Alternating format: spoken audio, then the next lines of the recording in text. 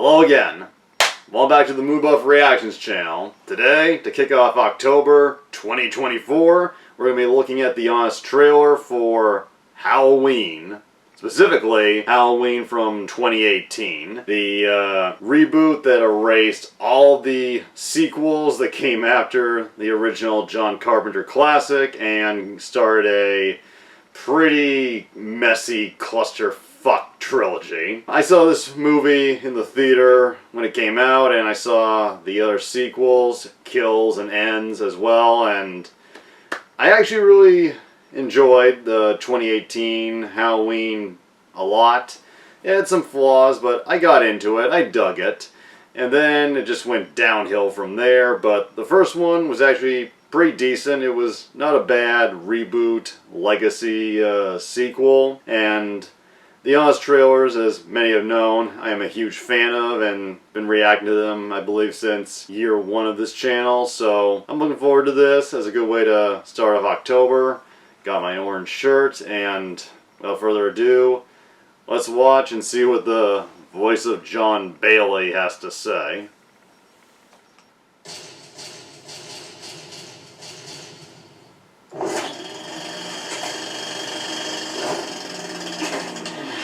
Today's episode is brought to you by Resident Evil 2. Experience the thrills. Gotta have sponsors. Classic rebuilt from the ground up. After 9 sequels and reboots that range from meh to please kill meh. It was kind of bad, funny in a way. Only one creative team can restore the Halloween franchise to its former glory. Kenny Powers and the director of Your Highness. The Pineapple Express boys. Oh, yeah, that scene. Get ready for a snazzed up reboot of the original. Or rather, a reboot of the original sequel. Or maybe a new take on H2O? I don't know. Yeah, it felt more like an H2O redo. More carnage. More jump scares. And even more of those stupid fake out jump scares that end up being something else. Yeah, this stupid kid. This one, Gotcha. I don't think he was that stupid. Sorry. Yeah, this bitch.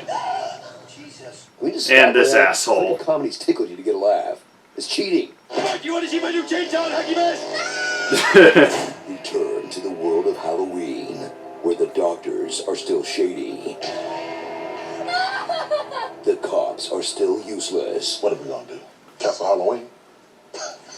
And Haddonfield hasn't changed at all, except for recent boom in Asian food offerings. A banh mi sandwich. Banh mi is essentially just the Vietnamese version of a French baguette. Thrill as we reunite with Laurie Strode, once they literally bribe her to be in the movie. How does $3,000 sound? She's still haunted by that night 40 years ago, so she became Sarah Connor, a hardcore survivalist, convinced a final showdown is coming with an estranged child she trained to fight. But while some families bond over brunch and spa, I never saw that connection before. Her clan together the old-fashioned way by turning the tables on their relentless stalker in a finale that will leave you wondering. Okay, she had 40 years to design a trap house, and this is the best she could do? A shotgun and a room full of mannequins? And wait a second. Oh no! Why are they anatomically correct? This really is the team that made Your Highness. Audiences will need Activia to crap their pants because Michael Myers is back. You can run, you can hide, but actually you could. He's not much of a mover. Now say goodbye. And he'd catch up to Sasha eventually. Thought You Knew, because Michael is 40 years older and he's matured into more of a shover.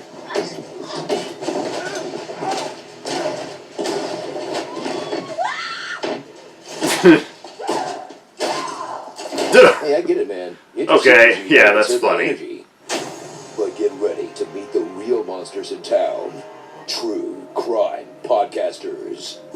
These twits over Yeah, the these film dumb by recording cunts. Would have been a terrible series, complete with tons of background noise. Having witnessed the animal in its captive state, this monster. Not calling ahead to secure their biggest interview. We're making a podcast. Pointing their mics at the subject's back from 20 yards away in the wind. Hello, Michael. Yeah, it's a technical And goof. recording their podcast on the 40-year anniversary of the murders instead of releasing it then. Come on, hello? Anybody ever heard of SEO? Just awful. The true crime podcast about the murder of the true crime podcasters, though? Now that's a season of Serial. I wouldn't be surprised if that happened. Film about women fighting back against the men who've traumatized them, with the undercurrent that people with mental illness are scary and violent, and should be killed or locked away forever. But it's easily the second best film in the franchise, just by doing what the first movie did. Again. What Samuels is really talking about here is fate. Fate took a different course. It really is H2O, just done on a much bigger scale. While sometimes doing things the first movie did in reverse.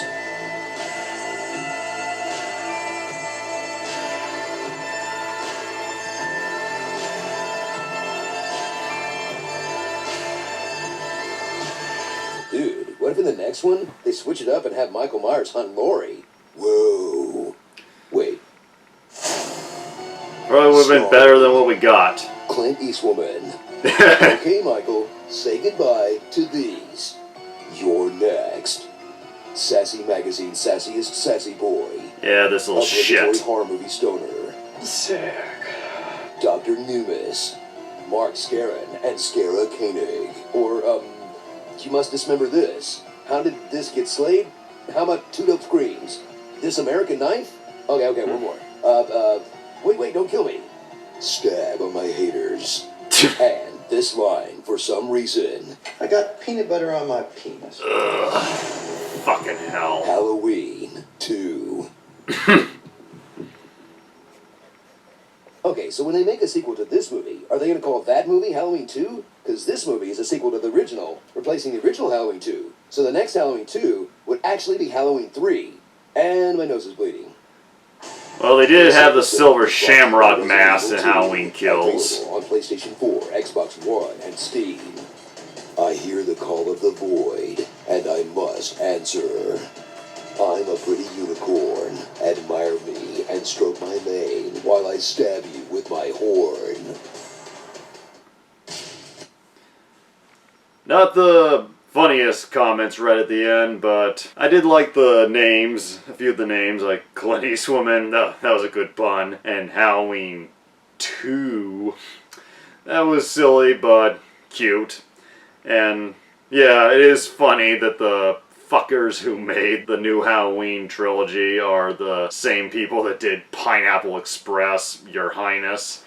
And Danny McBride, I've enjoyed him a lot as a comedian, but after seeing these Halloween movies, the reboot trilogy, I'm not sure screenwriting, at least in horror, is his strong suit.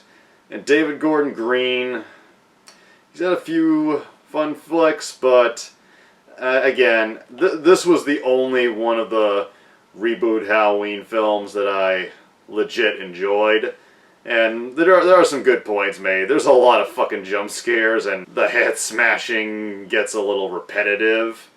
And I never noticed the Terminator 2 similarities till they pointed it out here. Hard to say that's coincidence or whatever, but I did like the guns and the trap house that Laurie had. Like, maybe they did the thing where they tried to make her tough, but maybe a little too stiff. But at the same time, her house with all the secret doors and mechanisms, it was fun. And yeah, the shady doctor character was, I really thought he was fucking stupid, although his death scene made his retardedness so worth it. And the true crime podcasters, yeah, they pretty shitty at their job, but their deaths in the bathroom were just fucking badass. And I agree, even I could tell this was, even before it came out, this was basically just a second attempt at Halloween H2O, which wasn't a terrible sequel, but it definitely did not live up to the hype of its 20-year anniversary. While Halloween 2018, flaws it may have, did go all the way out for the 40th marking of the original. That little gag with Activia, that was funny. And Judy Greer, they didn't really go into her here. They did highlight the dumb annoyingness of the husband character, but Judy Greer as Laurie's daughter, most awful character in the film, and the only highlight I can give Halloween Kills is that they axed her off and kept her dead. Fun Oz trailer. They pointed out some good points here. I liked it, and hope October this year is a fun, spooky time for all of you. It's my favorite season, and I will see you again, hopefully soon.